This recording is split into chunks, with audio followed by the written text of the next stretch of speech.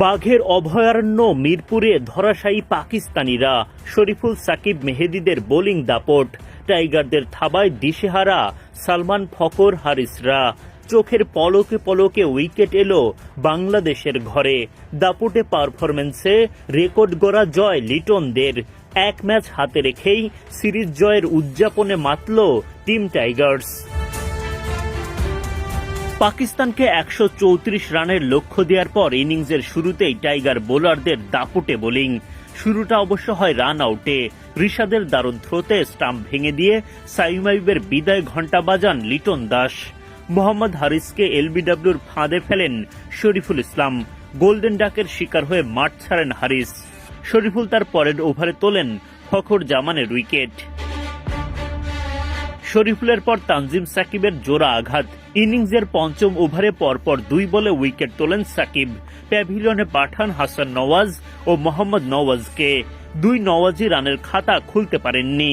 মাত্র 15 রানের মধ্যেই সফরকারীদের 5 উইকেট তুলে উঠতে থাকে বাংলাদেশ। পেসারদের পর স্পিনার শেখ মেহেদীর আঘাত। মেহেদী বিদায় ঘণ্টা বাজান পাকিস্তান অধিনায়ক সালমান আঘার। তাওহিদ হৃদয়ের ক্যাচে মাঠ ছাড়া সালমান করেন 29 বলে 9 রান। মাত্র 30 রানে 6 উইকেট হারায় পাকিস্তান। বাংলাদেশ স্বপ্ন দেখতে থাকে জয়ের। এরপর খুশদিল শাউফ উইকেট হারান মেহেদীর বলে। মিরপুরের কঠিন কন্ডিশনে তাসের ঘরের মতো ভেঙে পড়তে থাকে পাকিস্তানের ব্যাটিং লাইন আপ। দাপুটে জয় তুলে নিয়ে এক ম্যাচ হাতে রেখেই সিরিজ নিশ্চিত করে ফেলে বাংলাদেশ। সিরিজ জয়ের লক্ষ্য নিয়ে মঙ্গলবার পাকিস্তানের বিপক্ষে মাঠে নামে বাংলাদেশ। টস হেরে আগে ব্যাটিংয়ে লিটন বাহিনী। মাইলস্টোন ট্র্যাজেডি স্মরণে 2 দলের খেলোয়াড়রা কালো ব্যাজ ধারণ করেন এই ম্যাচে। খেলা শুরুর আগে করেন 1 মিনিট নীরবতা পালন। তানজিদ তামিম বিশ্রামে। ইনিংস শুরু করেন পারভেজ ইমন ও নাইম শেখ। ফাহিম আশরাফের বলে উইকেট কিপার মোহাম্মদ হারিসের গ্লাভসে ক্যাচ দিয়ে বিদায় নেন নাইম। 7 বল খেলে মাত্র 3 রান করতে পারেন তিনি।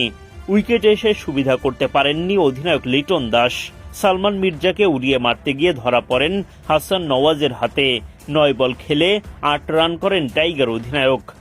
জোড়া উইকেট হারানোর পর রান আউটের শিকার হয়ে মাঠ ছাড়েন তাওহিদ হৃদয়। রানের খাতাই খুলতে পারেননি হৃদয়। মাত্র 25 রানের মধ্যে 3 উইকেট হারায় বাংলাদেশ।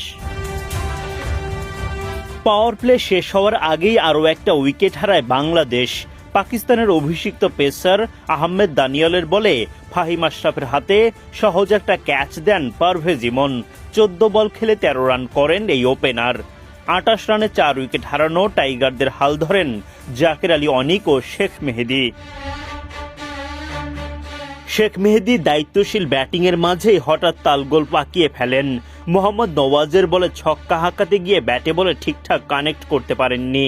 ধরা পড়েন হাসান নওয়াজের হাতে। 25 বল খেলে 2-4 ও 2 ছক্কায় 33 রান করেন মেহেদী। এরপর উইকেটে এসে দানিয়ালের বলে বোল্ড হওয়া শামীম পাটোয়ারি করেন মাত্র 1 রান। একের পর এক উইকেট হারানোর মাঝে জাকের আলী অনিক লড়াই চালিয়ে যান এক প্রান্ত থেকে। আর তাতেই দলীয় শতক পার করে বাংলাদেশ। শেষ পর্যন্ত মিরপুরের উইকেট বিবেচনায় লড়াকু পুঁজি পায় লিটন বাহিনী।